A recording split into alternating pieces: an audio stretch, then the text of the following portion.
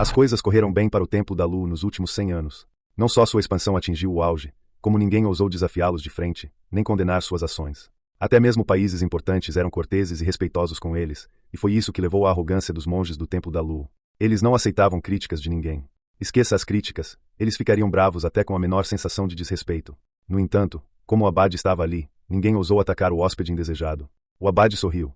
Bom senhor, se não me engano, o que o senhor tem nos braços é um monstro raposa. Olho aguçado, mestre abade, rosnou Lin Jin. Eu estava me perguntando quem é o reitor do salão dos exorcistas do seu templo. A pergunta de Lin Jin pegou muitos de surpresa.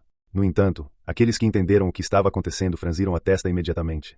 Sabiam que aquele homem estava ali para causar problemas. Mestre abade, essa pessoa não é nossa amiga. Acho que não devemos mostrar-lhe. Um dos monges fervia de raiva. Mesmo assim, o abade ergueu a mão para silenciá-lo. O reitor do nosso salão dos exorcistas é meu júnior, Zhu Zhen. Ele voltou anteontem e está descansando. Sei que o senhor é um homem de calibre, então, por favor, nos diga o motivo da sua visita. Não vamos enrolar. Era evidente que o abade também não queria perder tempo. Lin Jin permaneceu em silêncio. No entanto, a pressão invisível que ele exalava só aumentava seu mistério. Depois de um longo tempo, Lin Jin finalmente quebrou o silêncio. A família Qiao vive na cidade de Hide, no reino do dragão de Jade do continente unido. Eles são conhecidos por possuírem uma herança ancestral. No entanto, esses homens cumpridores da lei acabaram se tornando alvo de um bando de ladrões. Lin Jin continuou descrevendo o incidente. Ele conseguiu capturar toda a situação com apenas alguns pontos principais. Pode me chamar de curador. Este monstro raposa aqui é meu grande discípulo, assim como o macaco branco. Eles podem ser monstros, mas posso garantir que seguem o caminho da justiça e nunca fizeram mal a seres humanos inocentes.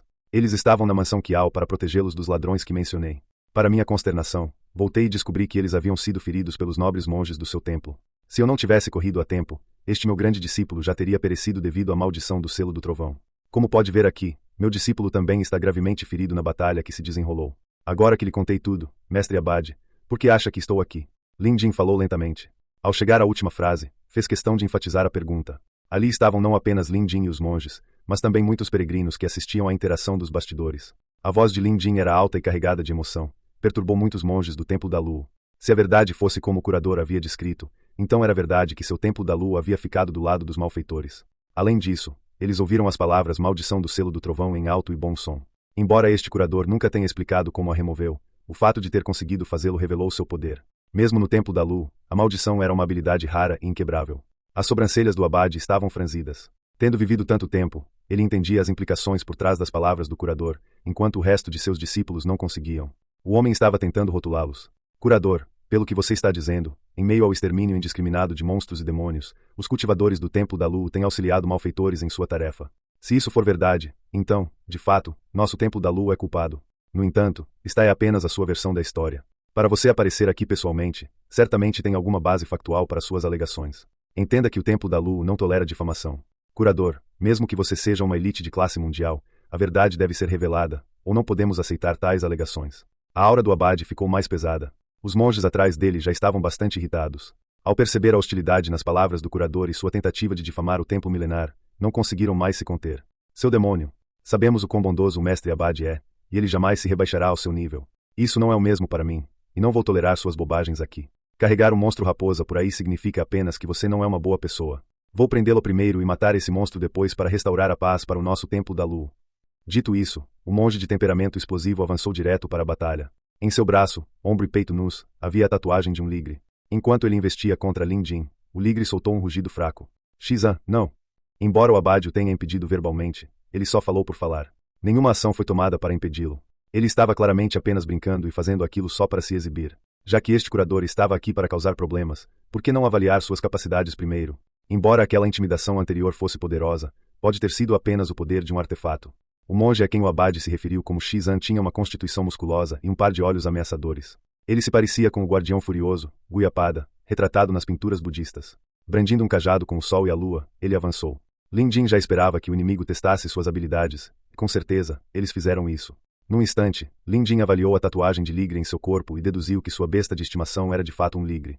Ligres eram encontrados no continente sul e eram criaturas enormes e ferozes. Este monge havia cultivado o segundo pergaminho do mestre das bestas e era por isso que possuía uma energia tão explosiva. Lin Jin poderia derrotá-lo sem esforço, mas a forma como ele faria isso exigiria o domínio de um ramo diferente do conhecimento. Era melhor destruir sua ambição e vontade de lutar de uma só vez. Isso serviria de exemplo para os demais, para que se abstivessem de tomar decisões precipitadas. Era isso que Lin Jin desejava, uma batalha mano a mano. Se todos decidissem atacá-lo de uma vez, seria problemático. Lin Jin conhecia muito bem o pergaminho do Mestre das Bestas. Afinal, o que ele praticava era o melhor entre eles, o quarto pergaminho. Portanto, seu conhecimento do segundo pergaminho era completo e provavelmente poderia anular o pergaminho do Mestre das Bestas do oponente em um instante. Tais pensamentos passaram pela mente de Lin Jin. Naquele momento, o bastão do oponente já estava descendo sobre ele. Lin Jin levantou um dedo. Ele lançou uma agulha de prata que rapidamente perfurou o ombro do monge. Quebrar! Ele murmurou baixinho.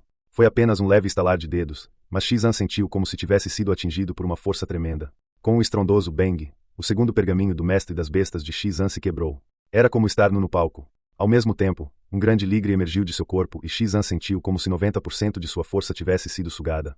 Incapaz de sustentar o pesado cajado do sol e da lua, ele caiu de suas mãos. Enquanto isso, a agulha de prata que havia deixado o corpo de Xizan dormente caiu rigidamente no chão. O ligre fugitivo agachou-se diante de Lin Jin em sinal de submissão.